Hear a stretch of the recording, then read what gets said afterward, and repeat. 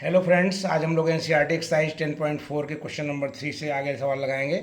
यहाँ पर एक यूनिट वेक्टर दिया गया है, वेक्टर ए, जो कि जो है आई से बनाता है पाई बाई 3 एंगल, जे से बनाता है पाई बाई 4 और के से बनाता है एक्यूट एंगल थीटा। तो यहाँ पर वही थीटा का मान निकालना है। तो जान लीजिएगा आई से अगर बना रहा है इसका मतलब एक्स एक्सिस बना रहा है, जे से बना रहा है इसका मतलब वाई एक्सिस बना रहा है, और के से बना रहा है इसका मतलब जेड एक्सिस बना रहा है। इसका मतलब कि L is equal to cos pi by 3 होगा, यानी हाफ आ जाएगा। M is equal to cos pi by 4 यानी 1/√2 हो जाएगा।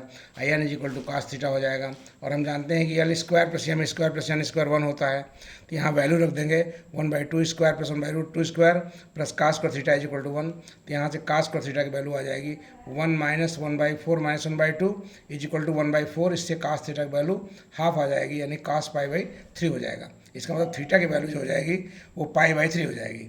इसलिए कंपोनेंट्स जो हो जाएंगे ए के वो cos pi by 3, cos pi by 4, cos pi by 3 means 1/2, 1/√2, 1/2 होंगे। और ये क्वेश्चन पूरा हो जाता है। नेक्स्ट क्वेश्चन है question number 4, A minus B cross A plus B निकालना है। तो बहुत आसान काम है, ए क्रॉस ए करेंगे, ए क्रॉस बी करेंगे, minus B cross A, minus B cross B.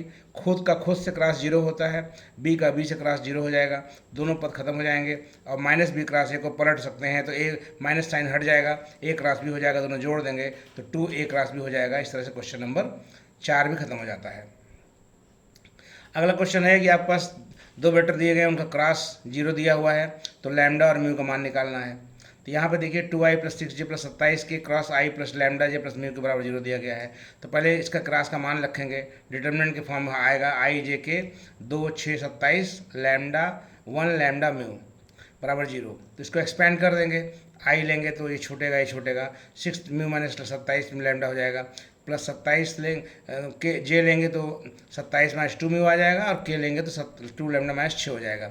जो उधर वेक्टर 0 है उसको मैंने लिख दिया 0i 0j 0k। फिर कंपेयर कर दिया, के कॉफिशिएंट 0 है, यहाँ के कॉफिशिएंट 2 लैम्डा माइनस 6 है, तो 2 लैम्डा माइनस 6 0 हो गया, लैम्डा का मान 3 हो गया।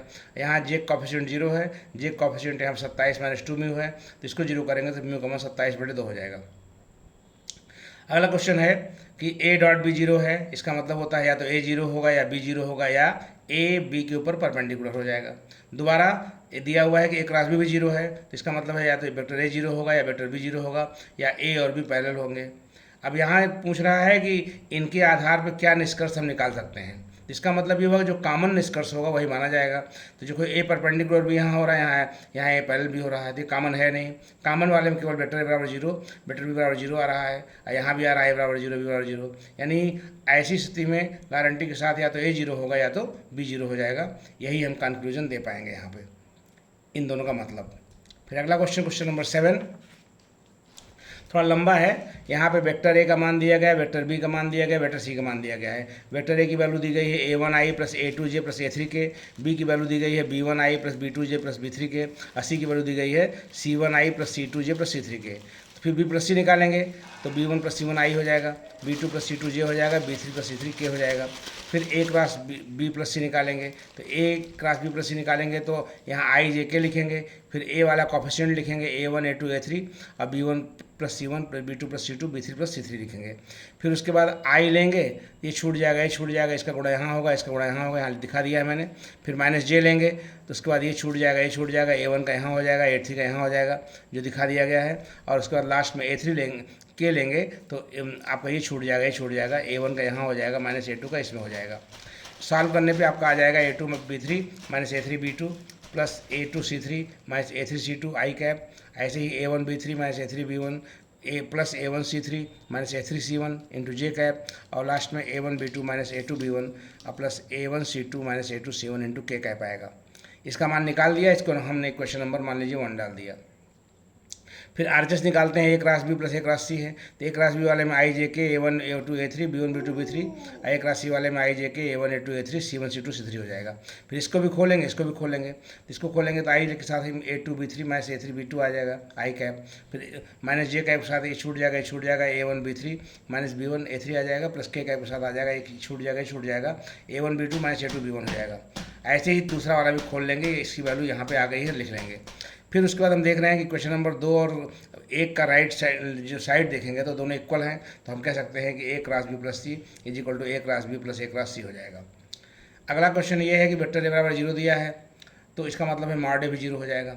मान लेते हैं थीटा जो है एंगल बिटवीन ए और बी है, और इसमें ए क्रॉस बी इक्वल हम जानते हैं कि mod A mod B sine theta N cap होता है, जहाँ पर थीटा जो है ए और बी के बीच का एंगल है। तो जब वेक्टर ए जीरो दे दिया है तो यहाँ पे वेक्टर ए की वैल्यू जीरो रख देंगे हम, zero into mod vector B sine theta into N cap, ये जीरो आ जाएगा। अब इसी प्रकार से हम जब बी जीरो हो जाएगा तो A cross similarly when B equal to zero then A cross B क्या हो जाएगा, जीरो हो जाएगा। अब ए की वैल्यू अगर हम ले लेते हैं A one I plus A two J plus A three K, अब बी की वैल्यू लेते हैं B one I plus B two J plus B three K, तो जहाँ पे बी वन है उसको मैंने लैम्डा ए वन ले लिया, बी टू को lambda A two, B three को लैम्डा ए थ्री, क्योंकि ए और बी जो है पैरेलल हैं। तो ए बार और बी बार अगर पैरेलल हैं तो थीटा जीरो हो जाएगा। तो मॉड ए जीरो नहीं है, मॉड बी यहाँ भी जीरो नहीं है, लेकिन ए क्रॉस भी जीरो है, जबकि sine theta into N cap बराबर जीरो हो रहा है। इसका मतलब ये होगा कि अगर ए क्रॉस भी जीरो है तो वो ए जीरो नहीं होगा और बी जीरो नहीं होगा, यानी कि ए और बी के जीरो न होने की स्थिति में भी ए क्रॉस भी जीरो हो जाएगा, क्योंकि हो सकता है कि बी ए के पैरेलल हो जाए। यही पूछा है कि अगर ए और बी जीरो हैं तो क्या ए क्रॉस बी भी जीरो होगा, तो या ए क्रॉस बी जीरो है तो क्या ए और बी भी जीरो होगा। तो ये बात है कि अगर ए क्रॉस बी जीरो है तो आवश्यक नहीं कि ए और बी जीरो हो, जैसा कि आप देख रहे हैं यहाँ पे। इस तरह से क्वेश्चन नंबर 8 भी खत्म हो जाता है। Thank you very much for today.